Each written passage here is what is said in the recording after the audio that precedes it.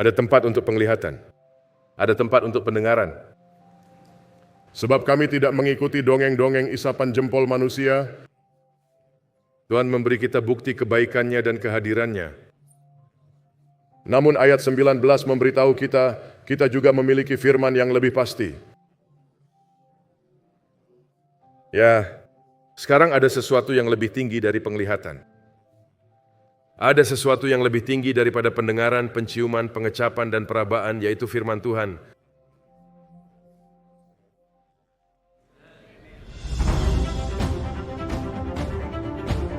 Tuhan meminta sesuatu, Dia akan melakukan bagiannya untuk membantu kita menyelesaikannya. Banyak anak muda, ini adalah tubuh saya dapat lakukan apa yang saya inginkan. Itu karena orang-orang melihat kembali apa yang terjadi pada tahun 2020.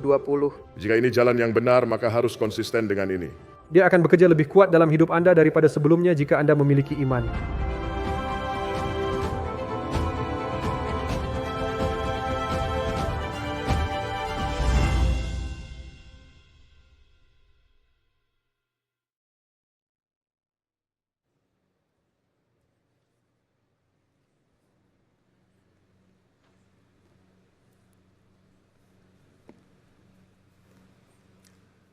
Sesudah itu ada hari raya orang Yahudi dan Yesus berangkat ke Yerusalem.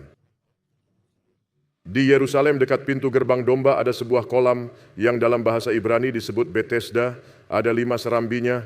Dan di serambi-serambi itu berbaring sejumlah besar orang sakit, orang-orang buta, orang-orang timpang dan orang-orang lumpuh yang menantikan goncangan air kolam itu. Sebab sewaktu-waktu turun malaikat Tuhan ke kolam itu dan menggoncangkan air itu. Barang siapa yang terdahulu masuk ke dalamnya sesudah goncangan air itu menjadi sembuh, apapun juga penyakitnya. Di situ ada seorang yang sudah 38 tahun lamanya sakit. Ketika Yesus melihat orang itu berbaring di situ dan karena ia tahu bahwa ia telah lama dalam keadaan itu, berkatalah ia kepadanya, "Maukah engkau sembuh?" Jawab orang sakit itu kepadanya, "Tuhan, tidak ada orang yang menurunkan aku ke dalam kolam itu apabila airnya mulai goncang, dan sementara aku menuju ke kolam itu, orang lain sudah turun mendahului aku."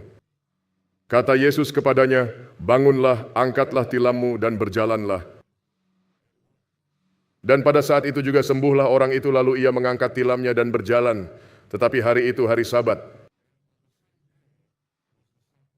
Karena itu orang-orang Yahudi berkata kepada orang yang baru sembuh itu, "Hari ini hari Sabat, dan tidak boleh engkau memikul tilammu." Akan tetapi ia menjawab mereka, "Orang yang telah menyembuhkan aku, dia yang mengatakan kepadaku, angkatlah tilammu dan berjalanlah." Mereka bertanya kepadanya, "Siapakah orang itu yang berkata kepadamu, angkatlah tilammu dan berjalanlah?" Tetapi orang yang baru sembuh itu tidak tahu siapa orang itu, sebab Yesus telah menghilang ke tengah-tengah orang banyak di tempat itu. Kemudian Yesus bertemu dengan dia dalam bait Allah lalu berkata kepadanya, "Engkau telah sembuh. Jangan berbuat dosa lagi, supaya padamu jangan terjadi yang lebih buruk. Allah itu baik dan selamanya." Mazmur 100 ayat 5. Sebab Tuhan itu baik.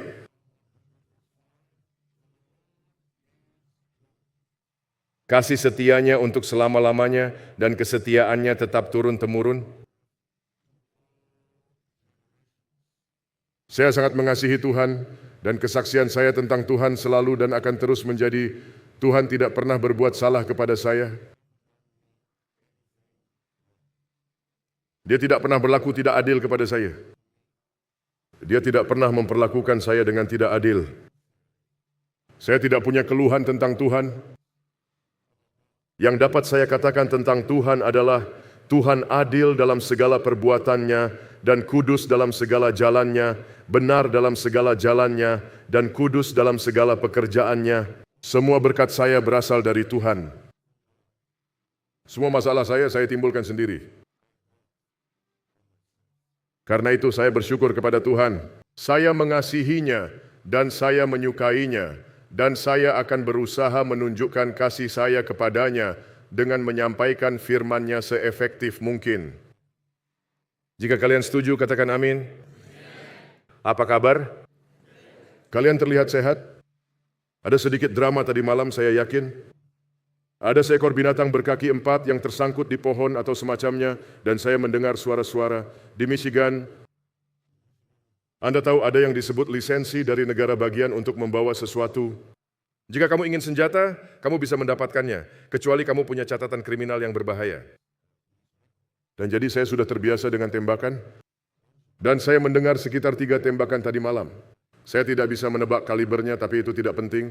Akhirnya, saya yakin mereka berhasil menyingkirkan penyusup itu, seekor beruang, dan seseorang mengirimi saya video drama Jumat malam itu. Dan saya berkata, lain kali kalau itu terjadi lagi, hubungi saya. Saya ingin menyaksikannya sendiri. Baiklah, apakah ada yang hadir di sini bukan penganut Masehi Advent hari ke-7? Angkat tangan Anda. Anda bukan penganut Masehi Advent hari ke-7. Angkat tangan Anda. Siapa namamu? Andrew. Andrew, kamu ada di sini kemarin? Andrew, Tuhan memberkatimu. Terima kasih atas ketekunanmu, Andrew, dan datang lagi. Ada yang lain? Siapa namamu? Tammy. Tammy, Tuhan memberkatimu. Kami senang Anda hadir. Terima kasih banyak. Ucapkan amin untuk Tammy. Ucapkan amin untuk Andrew. Siapa? Di mana Phil? Ya, Phil bukanlah tamu. Phil adalah salah satu dari kita. Amin. Saudara Phil, senang bertemu denganmu. Semoga Tuhan memberkatimu dalam segala hal. Dan bagi kalian yang online, yang bukan anggota Gereja Masehi Advent hari ke-7, terima kasih banyak telah bergabung bersama kami dimanapun kalian berada, sendirian atau di tengah keramaian. Terima kasih banyak. Semoga Tuhan memberkati kehidupan kalian secara pribadi, dimanapun dan siapapun kalian. Topik kita sore ini adalah, apakah Anda melihat apa yang saya lihat? Apa yang saya katakan? Bukan pagi ini, tapi sore ini. Sekarang jam 12 lewat 5 menit, saya akan membebaskan kalian sebelum pukul 1. Apa itu tidak apa-apa? Saya tidak mendengar kalian. Baiklah, saya tidak akan menahan kalian lama-lama, sungguh. Saya mengatakannya dengan sepenuh hati dan jiwa. Tetapi sebelum pukul 1 bisa di jam 12 lewat 59 menit. Ingat itu. Baiklah, sebelum masuk ke pekabaran, saya selalu meminta, jika kalian tidak menggunakan salah satu gadget ini, tolong matikan. Jika menggunakannya, matikan suaranya sepenuhnya. Permintaan kedua, selama saya berbicara, berdoalah untuk saya dan katakan, Tuhan, taruhlah firman-Mu di mulut orang itu. Yeremia pasal 1 ayat 9. Lalu Tuhan mengulurkan tangannya dan menjamah mulutku. Tuhan berfirman kepadaku, sesungguhnya, aku menaruh perkataan-perkataanku ke dalam mulutmu. Dan Tuhan tahu keinginan saya adalah menyampaikan firman-Nya, karena Alkitab berkata tentang firman Tuhan. Firman itu adalah roh dan hidup. Alkitab tidak mengatakan demikian tentang perkataanku. Nomor 3, berpikirlah. Yesaya 1 ayat 18. Ayolah, marilah, baiklah kita apa? Berperkara firman Tuhan. Mari kita berdoa. Bapa di surga, terima kasih atas kehormatan besar berbicara mewakilimu. Terima kasih untuk hari Sabat suci ini, yang diakui sedikit orang, diabaikan kebanyakan orang, namun diberkati oleh-Mu. Terima kasih Bapa. Kami masih memiliki kebebasan beragama di negara Kanada yang diberkati ini, dan banyak negara lain tempat orang-orang sedang menonton sekarang. Saat kami bersujud di hadirat-Mu, jika kami telah berdosa, ampunilah kami ya Tuhan. Engkau berkenan pada belas kasihan, dan pengampunan adalah tindakan belas kasihan tertinggi. Bapa, kuserahkan diri saya sepenuhnya kepadamu saat ini. Saya berikan pikiran saya yang dengannya saya merenungkan hal-hal rohani. Saya berikan ingatan saya yang dengannya saya menyimpan hal-hal rohani. Saya berikan mulut yang dengannya saya mengucapkan hal-hal rohani. Ambillah semuanya Tuhan, kendalikanlah, jangan biarkan apapun terserah padaku. Sekarang Tuhan, berkatilah mereka yang mendengarkan. Engkau tahu beban, kesedihan, dan penderitaan mereka. Sentuhlah mereka Tuhan, seakan-akan tak ada orang lain di dunia ini. Berkatilah mereka yang menonton online, rangkullah mereka Bapa, dan yakinkan mereka bahwa jika tak ada yang mengasihi mereka, Engkau mengasihi mereka. Berkatilah negara tuan rumah Kanada dan semua negara lain yang diwakili oleh mereka yang menonton. Ulurkanlah tangan penyembuhan-Mu kepada yang sakit ya Tuhan, dan berikanlah kesembuhan atau perbaikan yang berarti. Inilah doa yang rendah hati yang saya panjatkan dari hati saya, dalam nama Yesus. Biarlah umat Tuhan berkata bersama saya, amin dan amin. Markus pasal 4, bacaan dari ayat 37. Topik kita, Apakah Anda melihat apa yang saya lihat? Baiklah, jangan ke Markus dulu, mari ke Keluaran. Roh baru saja memberitahu saya rasa Keluaran 19. Kita baca dari ayat 4. Saya membaca dari Alkitab versi King James. Jika kalian punya versi itu, silakan ikut membaca. Kitab apa yang saya sebutkan? Pasal berapa? Dari ayat berapa? Ini Tuhan berbicara kepada Musa. Kamu sendiri telah melihat apa yang kulakukan kepada orang Mesir, dan bagaimana aku telah mendukung kamu di atas sayap Raja Wali dan membawa kamu kepadaku. Jadi sekarang, jika kamu sungguh-sungguh mendengarkan firman-Ku dan berpegang pada perjanjian-Ku, maka kamu akan menjadi harta kesayangan-Ku sendiri dari antara segala bangsa, sebab seluruh apa? Akulah yang empunya seluruh bumi. Sekarang perhatikan bagaimana ayat ini dimulai. Kamu telah apa? Melihat. Apa yang Anda sebut penglihatan? Suatu indera. Kamu sendiri telah melihat apa yang kulakukan kepada orang Mesir, dan bagaimana aku telah mendukung kamu di atas sayap Raja Wali dan membawa kamu kepadaku, karena kamu telah melihat apa yang kulakukan. Taatlah kepadaku. Dan ketaatan hanyalah sebuah latihan kepercayaan, keyakinan, iman kepada Tuhan. Kamu melihat apa yang kulakukan. Berdasarkan yang telah kamu lihat, respons yang tepat seharusnya adalah menaatiku. Dan apa yang dilihat orang Israel? Ada 10 tulah yang Tuhan timpakan kepada orang Mesir. Apa yang dilihat orang Israel? Mereka melihat seluruh pasukan Mesir dihancurkan di Laut Merah, yang baru saja mereka seberangi tanpa cedera. Bahkan sebelum menyeberang, apa yang dilihat orang Israel? Mereka melihat tiang api di malam hari berpindah dari depan ke belakang mereka, memberi mereka terang dan membuat orang Mesir dalam kegelapan. Kalian tidak mendengar yang saya katakan? Tiang awan api di malam hari berpindah dari depan orang Israel ke belakang mereka dan menjadi kegelapan bagi orang Mesir, tapi terang bagi orang Israel. Mereka melihat itu. Sebelum Keluaran pasal 19, dalam pasal 15, mereka kehausan. Mereka baru saja menyeberangi Laut Merah di tanah yang kering, lalu air kembali dan menghancurkan pasukan Mesir. Mereka mengeluh tentang air. Airnya pahit. Tuhan memerintahkan Musa untuk melemparkan sebatang kayu kecil ke dalam air. Air itu menjadi manis. Mereka melihat dan mencicipinya. Pasal 16, mereka kelaparan dan mengeluh. Tuhan menjawab, mereka melihat manna yang belum pernah mereka lihat sebelumnya. Kata manna artinya apakah ini? Mereka belum pernah melihatnya. Pasal 17, mereka haus lagi seperti di pasal 15, mereka mengeluh lagi. Tuhan memerintahkan Musa untuk memukul batu, dia memukul batu itu. Mereka melihat bahwa Alkitab mengatakan air keluar dari gunung batu. Mereka menyaksikan itu. Sekarang Tuhan berkata kepada Musa, engkau telah melihat apa yang kulakukan terhadap orang Mesir, engkau melihatnya. Sekarang aku menggendongmu di atas sayap Raja Wali dan membawamu kepadaku. Jadi sekarang, jika kamu sungguh-sungguh mendengarkan firman-Ku dan berpegang pada perjanjian-Ku, maka kamu akan menjadi harta kesayangan-Ku sendiri dari antara segala bangsa, sebab akulah yang empunya seluruh bumi. Sekarang mari kita beralih dari penglihatan. Mari kita bicara tentang sentuhan. Yohanes 20, kita membaca mulai dari ayat 24.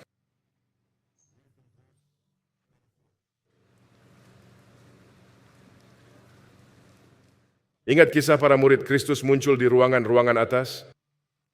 Siapa yang tidak hadir? Siapa yang tidak ada saat Kristus muncul? Thomas, benar.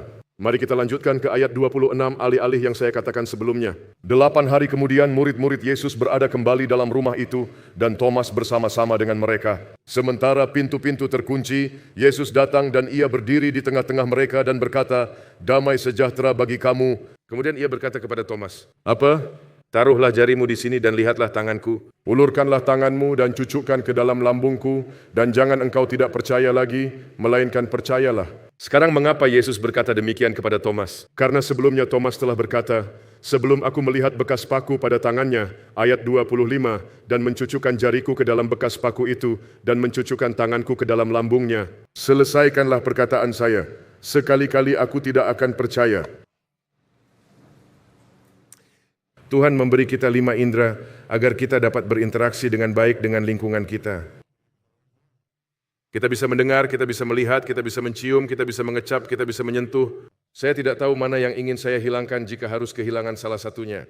Tuhan memberikannya kepada kita karena kita membutuhkannya. Thomas berkata, aku harus menyentuhnya, menaruh jariku di tempat lukanya. Jika aku melakukan itu, berdasarkan informasi yang dikumpulkan oleh indera prabaku, maka aku akan percaya padanya. Sekarang, dalam Keluaran 19, Tuhan berkata, berdasarkan apa yang telah kau lihat, engkau seharusnya percaya kepadaku. Dalam Yohanes 20, Kristus menegur Thomas karena mengandalkan indera prabanya. Apa yang bisa kita simpulkan dari hal itu? Apakah Tuhan berbicara dengan cara yang saling bertentangan? Tidak. Kita diberi panca indera agar kita dapat berinteraksi dengan lingkungan dan mengumpulkan pengetahuan. Namun indera bukanlah satu-satunya sumber pemahaman kita tentang apa yang terjadi. Ada indera yang lebih tinggi daripada penglihatan, pengecapan, peraba, penciuman, dan apalagi yang saya lupakan? Indera apa itu? Iman. Tapi iman harus didasarkan pada sesuatu. Ellen White sering meminta kita untuk menjalankan iman seperti apa?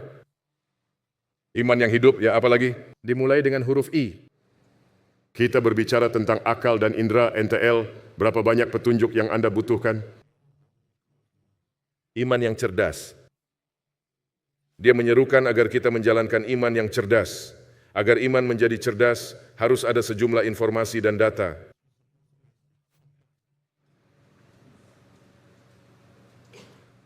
Harus ada informasi. Harus ada persetujuan. Apakah Anda memahami saya? Saya melihat apa yang dilakukan Tuhan di Israel atau di Mesir terhadap orang Israel dan orang Mesir. Saya mengamininya. Saya menyetujuinya, saya setuju. Ya, itu terjadi. Karena itu saya menaruh kepercayaan saya kepadanya. Iman tidak pernah buta. Iman harus didasarkan pada sesuatu, baik yang terlihat maupun tidak terlihat. Alkitab tidak memerintahkan kita untuk beriman secara buta. Itulah sebabnya Alkitab dimulai dengan sesuatu yang telah dilakukan Tuhan. Dimulai dengan penciptaan yang dapat kita lihat, kita dengar, kita cium, kita sentuh, kita rasakan.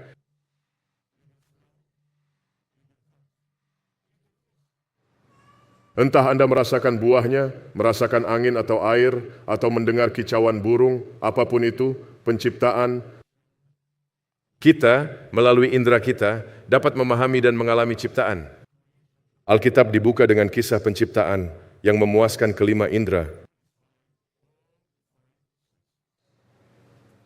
Kemudian Tuhan memanggil kita, percayalah kepadaku. Dapatkah Anda mempercayai Tuhan yang melakukan apa yang aku lakukan di Kejadian pasal 1? Ketika Anda memandang langit, dan ketika Anda melihat sekeliling, Anda pergi ke Taman Nasional Baths, tempat yang indah, atau Yellowstone, atau tempat lainnya. Beberapa taman nasional di suatu tempat, dan Anda melihat apa yang Anda lihat, bukankah itu mendorong Anda untuk menyimpulkan? Ada kekuatan di baliknya, meskipun saya mungkin tidak tahu nama spesifik kekuatan itu. Ada orang-orang yang tinggal di tempat yang kita sebut hutan belantara. Manusia primitif yang mengatakan ada kekuatan di balik pohon itu. Ada kekuatan di balik sungai itu. Ada kekuatan di balik semua ini, dan itu tidak mungkin tercipta dengan sendirinya. Dan berdasarkan itu, manusia primitif itu menjalankan imannya dan sebagian dari mereka akan masuk ke dalam kerajaan surga. Mari kita ke Markus. Ayat pertama yang saya sebutkan, dan saya berubah pikiran atau roh mengubahnya. Sekarang pukul 12 lewat 18 menit. Markus pasal 4, kita membaca ayat 37. Topik kita, apakah Anda melihat apa yang saya lihat? Markus adalah Injil terpendek. Markus bukan salah satu dari 12 murid, begitu juga dengan Lukas. Mereka adalah murid-murid, tapi bukan di antara mereka yang mengikuti Kristus sepanjang waktu. Itulah maksud saya. Markus 4 ayat 37. Bapa di surga, teruslah menyertai saya saat saya berusaha berbicara atas namamu. Dalam nama Yesus saya berdoa. Amin. Lalu mengamuklah taufan yang sangat dahsyat dan ombak menyembur masuk ke dalam perahu, sehingga perahu itu mulai penuh dengan air. Pada waktu itu Yesus sedang tidur di buritan di sebuah tilam. Maka murid-muridnya membangunkan dia dan berkata kepadanya, "Guru, engkau tidak peduli kalau kita binasa." Ia pun bangun menghardik angin itu dan berkata kepada danau itu, "Diam, tenanglah." Lalu angin itu reda dan danau itu menjadi teduh sekali. Lalu ia berkata kepada mereka, "Mengapa kamu begitu takut?" Apa pernyataan selanjutnya yang dia ucapkan? Mengapa? Ayolah. Mengapa kamu tidak percaya? Sekarang saya tidak bisa membayangkan ada hal yang bisa mengejutkan atau mengagetkan Sang Pencipta. Tapi Yesus tampaknya kebingungan, heran, dan terkejut. Bagaimana mungkin aku Sang Pencipta berada dalam tubuh ini? Dan kalian panik. Bagaimana mungkin kalian tidak memiliki iman? Bagaimana kalian bisa melihat ciptaan dan tidak percaya kepada Tuhan? Mari kita lihat Matius 14 dan lihat Kristus mengatakan sesuatu yang sangat mirip. Ya, sebenarnya sama saja, hanya kata-katanya sedikit berbeda. Matius 14, kita baca dari ayat 22. Topik kita, apakah Anda melihat apa yang saya lihat? Apakah Anda sudah mendapatkan Matius 14 ayat 22? Sesudah itu Yesus segera memerintahkan murid-muridnya naik ke perahu dan mendahuluinya ke seberang, sementara itu ia menyuruh orang banyak pulang. Dan setelah orang banyak itu disuruhnya pulang, Yesus naik ke atas bukit untuk berdoa seorang diri. Ketika hari sudah malam, ia sendirian di situ. Izinkan saya menyimpang sejenak, semoga bermanfaat. Anda harus meluangkan waktu untuk bersama Tuhan sendirian, terlepas dari seberapa besar keluarga Anda. Dan ketika saya berkata sendirian, maksud saya benar-benar sendirian. Anda harus menyediakan waktu itu bersama Tuhan, hanya Anda dan Tuhan saja. Tidak ada anak, tidak ada sepupu, tidak ada mertua, tidak ada pasangan, hanya Anda dan Tuhan. Ellen White mengatakan kepada kita dalam buku Pikiran, Karakter dan Kepribadian, Jilid 2, halaman 423, paragraf 2, Injil berhubungan dengan individu. Ketika hari sudah malam, ia sendirian di situ. Perahu itu sudah berada di tengah danau dan diombang-ambingkan gelombang karena angin sakal. Ayat 25, kira-kira jam 3 malam datanglah Yesus kepada mereka berjalan di atas air. Saya ingin sekali melihat itu. Berjalan, saya pernah melihat orang main ski air, itu bagus. Tapi saya belum pernah melihat seseorang berjalan di atas air. Ada orang yang bermain ski air hanya dengan kaki mereka. Itu bukan berjalan di atas air. Ketika murid-muridnya melihat dia berjalan di atas air, mereka terkejut dan berkata, "Itu hantu," lalu berteriak-teriak karena takut. Tetapi segera Yesus berkata kepada mereka, "Tenanglah, aku ini, jangan takut. Jangan takut." Lawan dari takut adalah iman kita.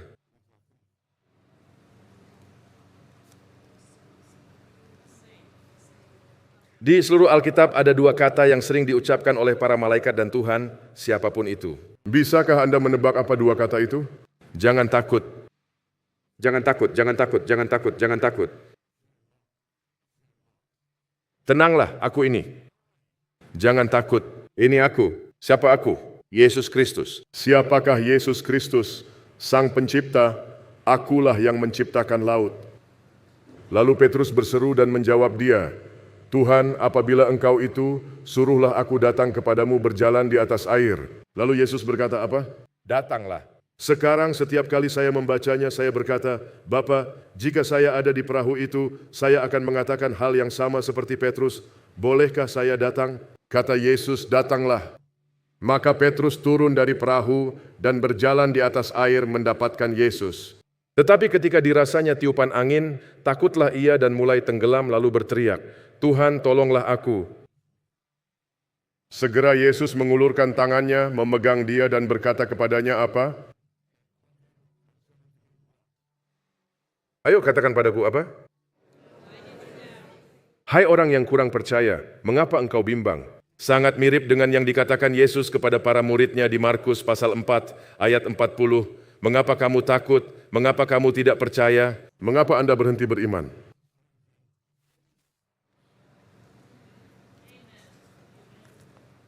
Jadi tenggelamnya Petrus adalah akibat perbuatannya sendiri. Anda mengerti maksud saya? Tenggelamnya Petrus adalah akibat perbuatannya sendiri. Ketakutan para murid dalam Markus pasal 4 adalah akibat perbuatan mereka sendiri, karena mereka tidak beriman kepada Sang Pencipta yang tertidur di perahu itu. Petrus kehilangan imannya kepada Kristus yang berjalan di atas air. Ngomong-ngomong, biar saya menyimpang sebentar. Pukul 12.24. Berapa orang yang berjalan di atas air pada saat itu? 2. Saya sebut mereka apa? Pria atau 2? Ayo, manusia. Ada 2 manusia yang berjalan di atas air itu. Yang mana yang bergantung pada Tuhan, yang mana yang harus bergantung pada Tuhan? Keduanya. Kristus berjalan di atas air itu atas perintah Bapa. Karena Yesus berkata kepada kita dalam kitab Yohanes, "Aku hanya melakukan dan mengatakan apa yang Bapa perintahkan kepada aku." Inilah Yesus yang sama yang berkata kepada Lucifer, "Janganlah engkau mencobai Tuhan Allahmu," ketika ia menyuruhnya melompat dari bait Allah. Sekarang dia berada di danau yang dalam dan dia berjalan di atas air atas perintah, kehendak dan arahan Bapa. Kedua pria itu berjalan di atas air dengan kuasa Tuhan. Karena ketika Yesus berkata, "Datanglah," Bapa menyuruhnya untuk berkata kepada Petrus, "Datanglah." Apakah saya kehilangan perhatianmu begitu pagi di hari Sabat ini? Saya ingin Anda memahami apa yang baru saja saya katakan dalam terang ayat ini. Aku berkata kepadamu, sesungguhnya barang siapa percaya kepadaku, ia akan melakukan juga pekerjaan-pekerjaan yang aku lakukan, bahkan pekerjaan-pekerjaan yang lebih besar daripada itu, sebab aku pergi kepada Bapa-Ku. Sekarang pekerjaan yang lebih besar tidak berarti kualitas yang lebih besar. Artinya penyebaran yang lebih luas dengan jangkauan yang lebih luas. Petrus dan Kristus berjalan di atas air itu sebagai manusia sejati.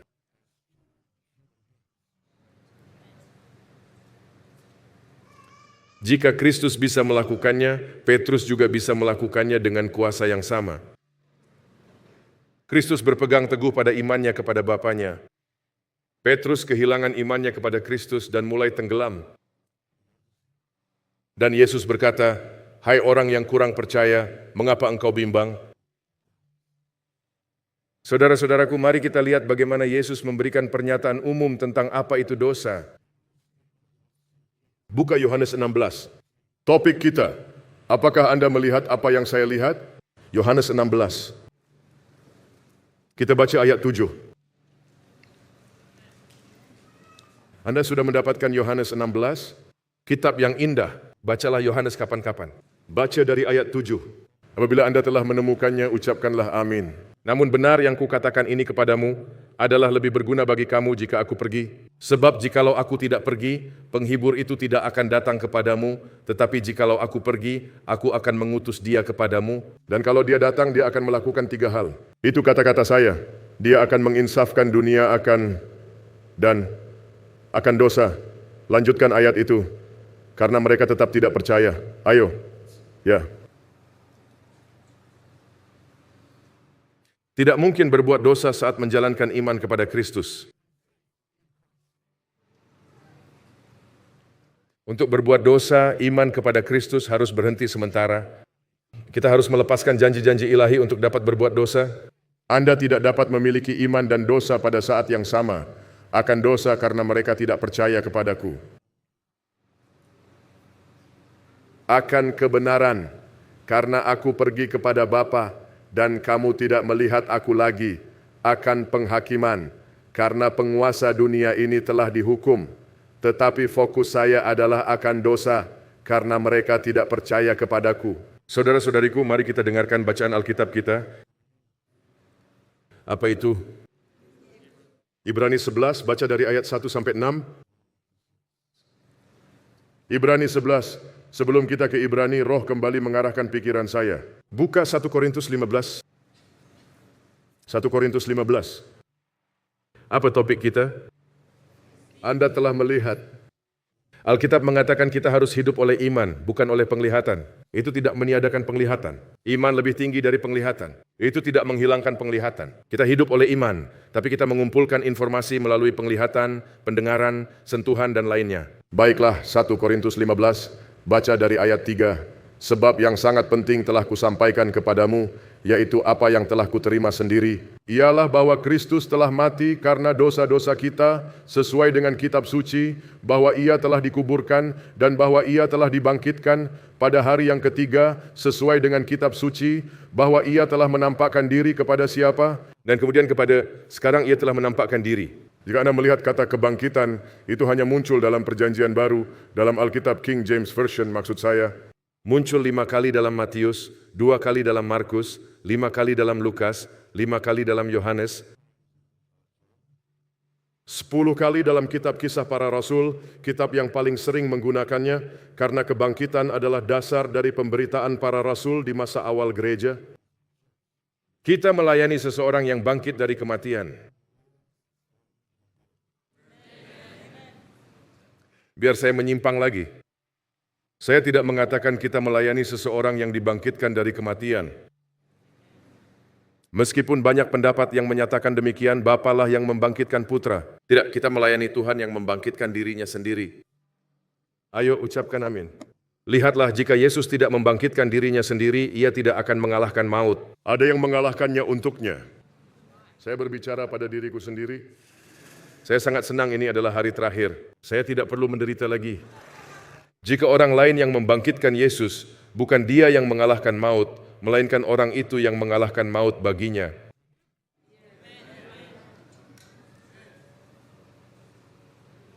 Dia tidak mungkin berkata, akulah kebangkitan dan hidup. Orang yang membangkitkannya yang harus berkata, akulah kebangkitan dan hidup. Tetapi Yesus berkata, akulah kebangkitan, karena itu ia membangkitkan dirinya sendiri. Aku berkuasa menyerahkan nyawaku, aku berkuasa mengambilnya kembali. Inilah perintah yang kuterima dari Bapa-Ku. Bapa memberitahunya kapan harus bangkit. Dan karena ia taat kepada Bapa, maka ketaatannya dinyatakan sebagai firman-Nya. Ngomong-ngomong, hal yang sama berlaku bagi kita. Ketika kita taat kepada Tuhan, itulah pekerjaan Tuhan di dalam diri kita.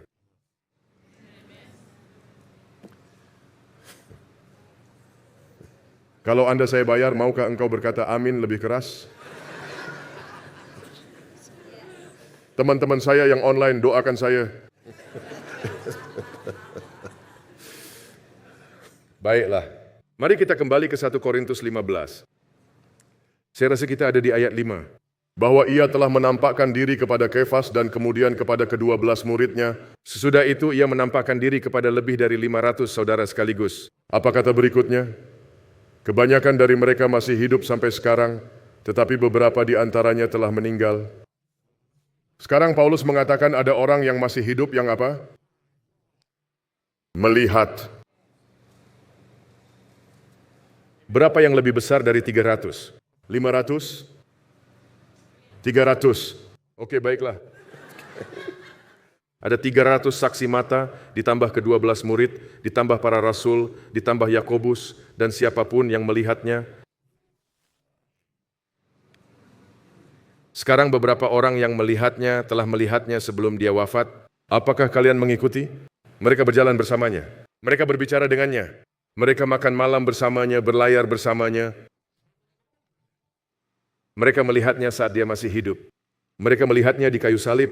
Mereka melihatnya ketika dia bangkit. Bukan hanya satu, tetapi banyak. Mereka melihat.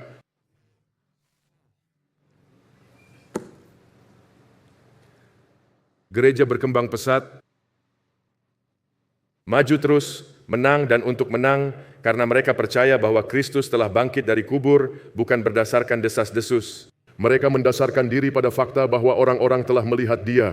Mereka adalah saksi mata dari kebangkitannya, sementara kita hidup dengan iman, bukan dengan penglihatan, dan hal itu tidak membatalkan penglihatan, karena Allah telah mengaruniakan penglihatan kepada kita. Dan penglihatan adalah cara kita menerima bukti. Iman adalah dasar dari segala sesuatu yang kita harapkan, dan bukti dari hal-hal yang tidak kita lihat.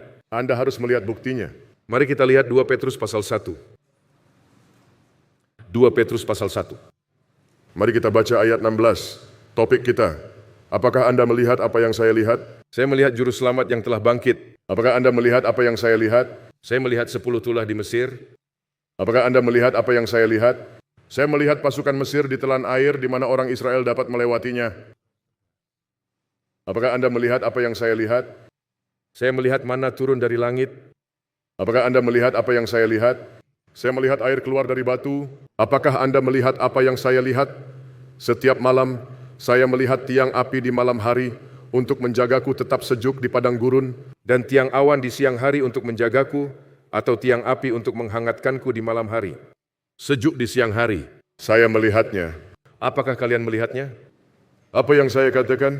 2 Petrus pasal berapa? Pasal 1 ayat berapa? Ayat 16. Kalian tahu betul, sebab kami tidak mengikuti dongeng-dongeng isapan jempol ketika kami memberitahukan kepadamu apa? Kuasa dan kedatangan Tuhan kita Yesus Kristus, tetapi kami adalah apa? Saksi mata. Kami menceritakan apa yang telah kami lihat, bagaimana ia menerima kehormatan dan kemuliaan dari Allah Bapa ketika datang kepadanya suara dari Yang Maha Mulia yang mengatakan, inilah anak yang kukasihi, kepadanyalah aku berkenan. Mereka mendengar suara itu. Mereka melihatnya tentu saja Petrus, Yakobus, dan Yohanes di Gunung Transfigurasi, Matius 17, dan di tempat lain. Ada tempat untuk penglihatan. Ada tempat untuk pendengaran. Kami tidak mengikuti dongeng-dongeng isapan jempol manusia. Tuhan memberi kita bukti kebaikan dan kehadirannya. Tetapi ayat 19 mengatakan kepada kita, kami makin diteguhkan oleh firman yang telah disampaikan, ya. Sekarang ada sesuatu yang lebih tinggi dari penglihatan. Ada sesuatu yang lebih tinggi dari pendengaran, penciuman, pengecapan, dan perabaan, yaitu demikianlah firman Tuhan. Kita memiliki yang lebih pasti, karena indera bisa menyesatkan. Apakah kalian mengerti? Ini, selesaikan perkataan saya, tidak menyesatkan. Lihatlah, indera dimiliki oleh orang-orang yang rusak dalam arti kita manusia. Kita terbatas, kita bisa rusak jika kita hidup cukup lama, dan Tuhan tidak datang, kita mati. Ini firman Tuhan hidup terus dan tinggal untuk selama-lamanya. Sesuatu yang lebih dapat diandalkan daripada indera kita. Firman Tuhan. Pada hari-hari terakhir ini, kita harus percaya pada firman Tuhan, meskipun kita tidak melihat alasan untuk percaya. Ketika kita tidak mendengar bukti, tidak mencium apapun, kita tidak merasakan apapun, kita tidak menyentuh apapun seperti Elia, Tuhan hanya aku yang tersisa. Pada hari-hari terakhir ini akan menjadi batu karang kita, sebagaimana seharusnya sekarang dan fondasi kita. Ketika indera terhalang, kita masih memiliki ini. Izinkan saya menjelaskannya sedikit lebih tepat. Iman bukan hanya sekedar kepercayaan terhadap firman Tuhan. Iman adalah kepercayaan kepada Tuhan. Apakah kalian mengerti? Itu selalu tentang seseorang. Dan kemarin saya tekankan Kristus ketika kita berdiskusi, entah itu kemarin atau sehari sebelumnya, tetaplah di jalur Anda. Intinya adalah Kristus. Iman adalah menaruh kepercayaan pada seseorang. Bagaimana kita bisa mengenal orang tersebut? Ini. Itulah sebabnya saya telah mengatakannya kepadamu berkali-kali. Jika Anda tidak punya waktu untuk ini, Anda tidak punya waktu untuk Tuhan. Ya, jika Anda tidak punya waktu untuk ini, iman tidak dapat bertumbuh karena iman adalah bukti dari hal-hal yang tidak kelihatan. Bagaimana kita mengumpulkan bukti tersebut? Kita pergi ke firman Tuhan. Dan iman kita akan tumbuh. Yesus, Alkitab memberitahu kita, segala sesuatu yang tidak berdasarkan iman adalah dosa. Izinkan saya menunjukkan betapa mengerikannya tidak percaya kepada Tuhan. Mari kita buka 1 Yohanes pasal 5, kita baca dari ayat 9, kengerian itu. Dan Anda perlu memahami ini dengan sangat jelas tentang tidak mempercayai Tuhan. Topik kita, apakah Anda melihat apa yang saya lihat? 1 Yohanes pasal 5, membaca dari ayat 9. Teman-teman, saya harap kalian masih bersama kami. Tuhan memberkati kalian saat mengikutinya. Kita menerima kesaksian manusia, tetapi kesaksian Allah lebih kuat. Sebab demikianlah kesaksian yang diberikan Allah tentang anaknya. Barang siapa percaya kepada anak Allah, ia mempunyai kesaksian itu di dalam dirinya. Barang siapa tidak percaya kepada Allah, bacalah kata-kata berikutnya. Ia membuat dia menjadi pendusta, karena ia tidak percaya akan kesaksian yang diberikan Allah tentang anaknya. Apakah Anda melihat kenyataan mengerikan karena tidak mempercayai Tuhan? Ketika kita tidak percaya kepada Tuhan, kita menjadikan Tuhan apa? Sekarang saya tidak ingin bersikap ekstrim. Saya tidak. Biar saya beri Anda sesuatu untuk dipikirkan. Ada kebenaran dan ada kebohongan. Ada kebohongan-kebohongan. Kebenaran dan kesalahan Tuhan setan. Yohanes 8 ayat 44. Iblislah yang menjadi bapamu dan kamu ingin melakukan keinginan-keinginan bapamu. Ia adalah pembunuh manusia sejak semula dan tidak hidup dalam kebenaran sebab di dalam dia tidak ada kebenaran. Apabila ia berkata dusta, ia berkata atas kehendaknya sendiri sebab ia pendusta dan bapa segala dusta. Sekarang dia adalah pendusta sejak awal. Setan adalah pembohong. Sekarang siapa yang membuat kita meragukan Tuhan? Katakan padaku, setan bukan Roh Kudus. Jadi ketika Anda meragukan Tuhan, setan dengan cara tertentu sedang mengarahkanmu untuk memandang Tuhan sebagai pembohong. Dan sekarang Ellen White memberitahu kita, cara iblis salah mengartikan karakter Allah adalah dengan memberikan karakteristiknya kepada Allah. Maaf saya mengatakannya dengan buruk. Bacalah Desire of Ages, komentar Ellen White tentang pencobaan. Iblis mengatakan kepada Yesus bahwa Yesus adalah malaikat yang diusir. Dia berkata, kamu adalah malaikat yang diusir. Apa yang dia kaitkan dengan Kristus? Dirinya sendiri. Ketika setan menuntunmu untuk meragukan firman Tuhan yang diucapkan dengan jelas, ia menuntunmu untuk secara efektif menyebut Tuhan. Selesaikan kata-kata saya, pembohong.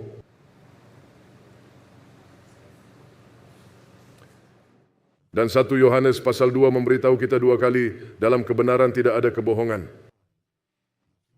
Dan Yesus memberitahu kita tentang setan, tidak ada kebenaran di dalam dirinya. Apakah Anda melihat apa yang saya lihat? Tahukah Anda mengapa kita tidak mengembalikan persepuluh?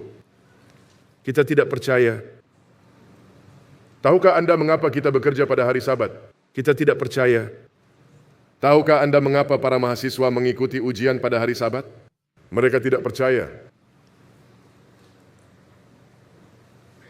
Tuhan bisa menopangku jika saya memelihara Sabat, saya harus bekerja dan menopang diri saya sendiri. Tidak. Saya harus mengikuti ujian ini untuk mendapatkan gelar saya agar bisa memastikan kehidupan yang aman, gaji yang bagus, sehingga saya bisa punya rumah, garasi untuk 2 mobil, dan 2,5 anak. Para ahli statistik mengatakan 2,5. Jadi saya sudah punya gelar. Saya harus mendapatkannya. Jadi yang Anda hadapi adalah ingatlah dan kuduskanlah hari Sabat. Itu Tuhan. Ujian. Pilih ujian atau gelar. Di sini ada ingatlah hari Sabat, kuduskanlah itu. Di sini ada kelangsungan hidup materi. Pilih, kita memilih kelangsungan hidup materi karena kita tidak percaya. Kita tidak percaya dengan semua bukti yang ada di sekitar kita. Kita tidak percaya. Sudah kukatakan Alkitab dimulai dengan Kejadian 1, catatan tentang apa yang telah Tuhan lakukan. Saya biasanya menyebutnya sebagai resume Tuhan, atau ada yang menyebutnya kurikulum vitae atau CV, apapun sebutannya. Tuhan berkata, inilah yang telah aku lakukan. Jika aku bisa melakukan ini, bisakah aku mengurus kalian? Ada yang bisa menjawab? Ya.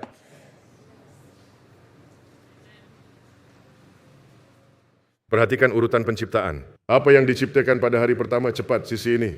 Apa? Sisi ini, tapi Anda bukan di sisi, tapi Anda. Apa? Itu dia.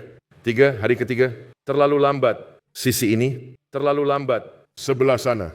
Tumbuh-tumbuhan. Apa ini gereja Advent? Oh, kalian mempermalukanku di internet.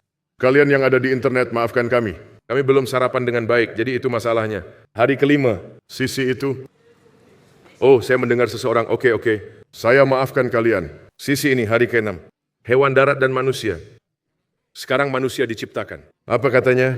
Terakhir, dengan gambar Allah, tetapi bukan itu yang saya inginkan. Manusia diciptakan paling akhir.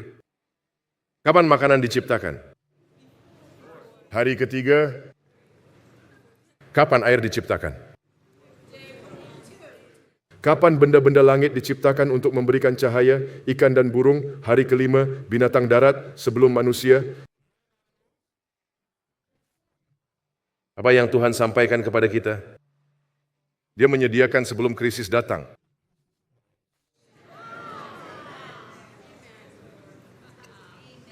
Kisah penciptaan. Apa yang Tuhan katakan kepada orang Israel? Aku memiliki sebuah negeri. Bagaimana Anda menggambarkannya? Berlimpah dengan. Namun di manakah mereka saat dia mengatakan hal itu? Di Mesir, tapi aku memilikinya. Yang perlu kamu lakukan hanyalah. Berikan saya satu kata, dan itu adalah iman. Iman, ketaatan adalah iman yang aktif atau yang bertindak. Iman yang disertai tindakan adalah ketaatan. Aku memiliki sebuah negeri. Dan Alkitab mengatakan dalam Yehezkiel pasal 20 bahwa Allah telah memilih negeri itu. Ketika 12 pengintai diminta memata-matai negeri itu, padahal Tuhan berkata jangan pergi melihatnya, langsung saja ambil, mereka malah berkata tidak, kami akan memata-matainya dulu. Dan kalian tahu apa yang terjadi? Tapi 40 tahun kemudian, bukankah Yosua mengutus mata-mata untuk melihat keadaan negeri itu? Tuhan memata-matai negeri itu. Apa yang disebut penjahat dengan istilah mengintai lokasi? Tuhan telah memeriksa tempatnya. Dia berkata, ya, disinilah aku ingin umatku tinggal. Lalu dia berkata kepada mereka, lihatlah, aku telah menyiapkan tempat untuk kalian. Rumah-rumah sudah dibangun. Kebun anggur sudah ditanami. Air bersih mengalir dari mata air, pohon buah-buahan, tembaga, kuningan tinggal digali saja. Sekarang taatilah aku. Dan aku akan membawamu langsung ke negeri itu. Tuhan tidak membawa kalian ke suatu negeri lalu berkata, sekarang apa yang harus kulakukan dengan orang-orang ini? Apa topik kita? Apakah kalian melihat bagaimana Tuhan membebaskan orang Israel? Apakah kalian melihat bagaimana dia memecahkan masalah kelaparan? Apakah kalian melihat bagaimana dia menyelesaikan masalah air? Apakah kalian melihat bagaimana dia menyelesaikan masalah kehangatan di malam hari? Masalah kepanasan di siang hari? Apakah kalian melihat apa yang saya lihat? Berhentilah bekerja pada hari Sabat. Ambil keputusan sekarang juga. Berhentilah bekerja pada hari Sabat. Dan bagi kalian yang mengejek saudaramu, saya senang saya seorang dokter. Tunggu sebentar. Medical Ministry, halaman 216. Mereka yang bekerja di bidang medis dan menerima bayaran berikan ke gereja. Apakah mikrofon ini berfungsi? Berikan saja ke gereja. Gereja bisa memiliki dana untuk membantu mereka yang tidak mampu membayar perawatan medis. Berikan ke gereja karena Anda tidak seharusnya mencari nafkah di hari Sabat. Saya berharap saya punya lebih banyak amin, tapi oke, tidak apa-apa. Peminta-minta tidak bisa memilih-milih. Berhentilah mengikuti ujian pada hari Sabat. Percayalah kepada Tuhan. Apakah kalian percaya keempat pemuda Ibrani itu mengikuti ujian pada hari Sabat? Tidak, tidak. Daniel, siapa ketiga pemuda lainnya? Tidak. Sebutkan nama Ibrani mereka. Hananya, Misael. Beberapa dari kalian tampak terkejut, kalian belum pernah mendengarnya sebelumnya. Hananya, Misael, Azaria. Nama mereka berkaitan dengan Tuhan. Sadrach, Mesach, Abednego. Nama mereka diubah menjadi nama yang berkaitan dengan dewa-dewa Babel. Jadi saya lebih suka menyebut Hananya, Misael, dan Azaria. Mereka belajar, mereka menghormati Tuhan, dan setelah 3 tahun belajar dengan keras, Tuhan tidak memberkati pikiran yang malas. Dengan belajar keras, mereka menjadi yang terbaik di Babel. Berhentilah mengikuti ujian pada hari Sabat. Percayalah kepada Tuhan. Saya pernah berkhotbah di suatu negara dan bertemu dengan seorang wanita muda. Dia hanya perlu 1 mata kuliah lagi saya rasa untuk menyelesaikan gelar sarjananya. Sudah 7 tahun berlalu, dosennya terus menjadwalkan ujian itu pada hari Sabat dan dia terus menolak. Saya tidak ingin membuat orang tua marah pada saya, tapi kalian tampak seperti orang-orang baik. Saya pernah bertemu anak-anak muda yang bercerita bahwa orang tua mereka mengatakan kepada mereka, ikutilah ujiannya, kamu masih muda, Anda perlu menetapkan ikutilah. Seorang wanita muda datang kepada saya sambil menangis.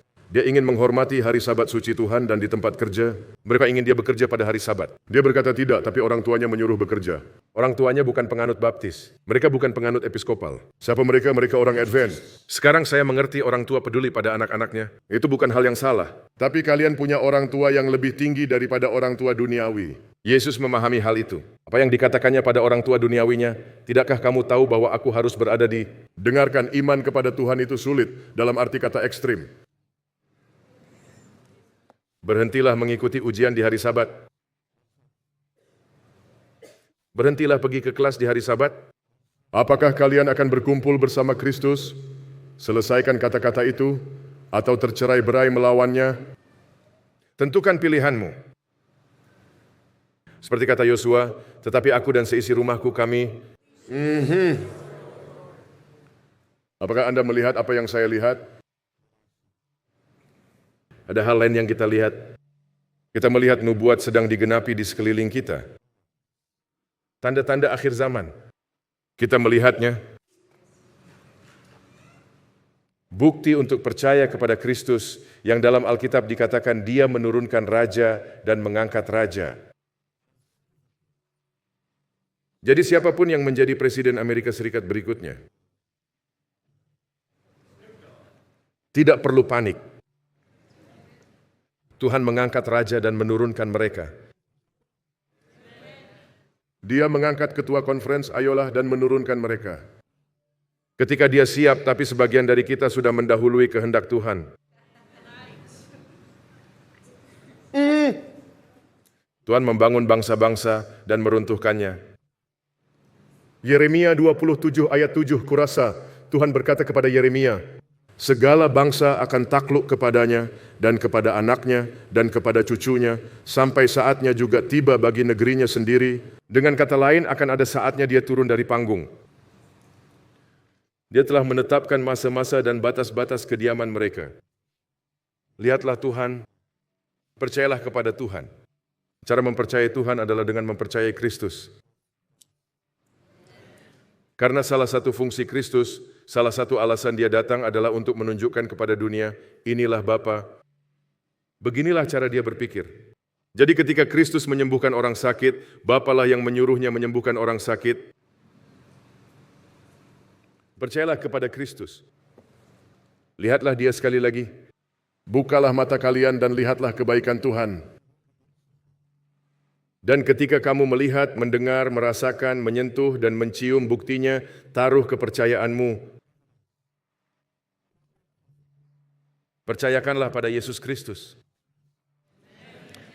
Tidak ada seorang pun yang percaya kepada Kristus akan kecewa. Dia berkata kepada Yosua, setelah kematian Musa, Yosua ayat 5, aku tidak akan membiarkan engkau dan tidak akan meninggalkan engkau. Suami mengecewakan istri mereka.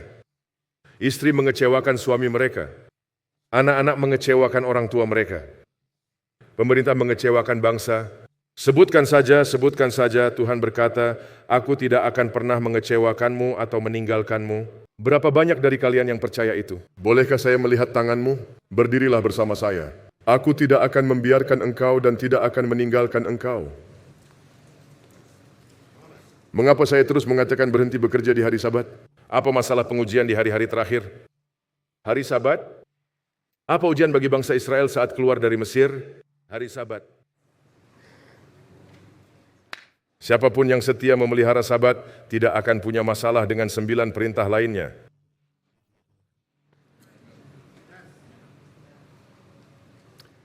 Jika Anda bekerja di hari Sabat, berhentilah sekarang juga. Bapak, saya berhenti. Anda masuk kelas di hari Sabat? Berhenti. Tidak ada kelas yang sebanding dengan api neraka. Jika Anda tenaga medis yang bekerja di hari Sabat dan menerima uang berikan ke gereja, jika ada bagian dalam hidup Anda atau hidup saya yang sengaja tidak taat, yang merupakan kurangnya iman, maka dengan anugerah Tuhan, mari kita hentikan. Dan marilah kita menaruh iman kita kepada Dia yang berkata, jadilah terang. Dia yang berkata, akulah jalan dan kebenaran dan hidup. Dia yang berkata, akulah kebangkitan dan hidup. Dia yang berkata, aku dan Bapa adalah satu. Dia yang berkata, janganlah gelisah hatimu. Percayalah kepada Allah, percayalah juga kepadaku. Di rumah Bapakku banyak tempat tinggal. Jika tidak demikian, tentu aku mengatakannya kepadamu. Aku pergi ke situ untuk menyediakan tempat bagimu. Dan jika aku telah pergi ke situ dan telah menyediakan tempat bagimu, aku akan datang kembali dan membawa kamu ke tempatku, supaya di tempat di mana aku berada, kamu pun berada.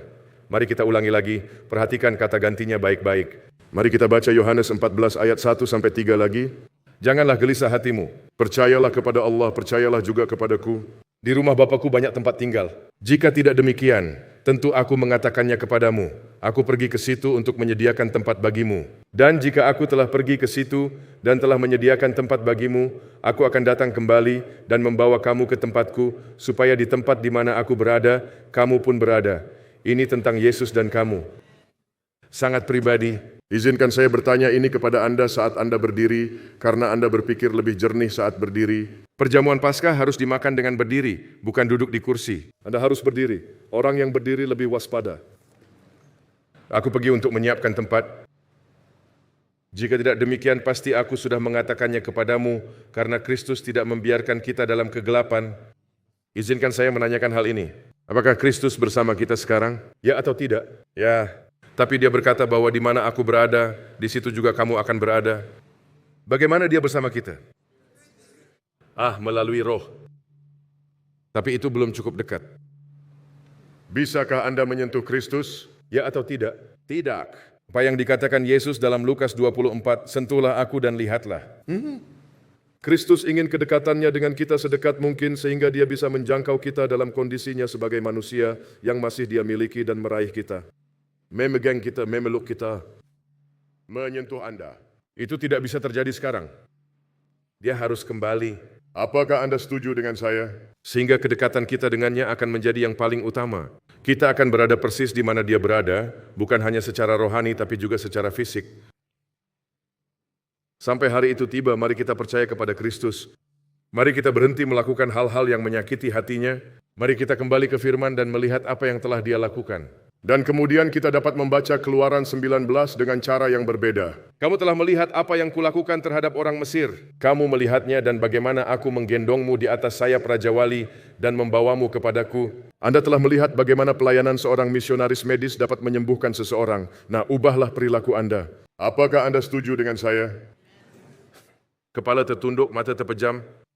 Bapa kami yang di surga, kami bersyukur atas firman-Mu. Kami bersyukur kepadamu Tuhan atas karunia iman, tetapi iman harus dilatih agar bisa bertumbuh.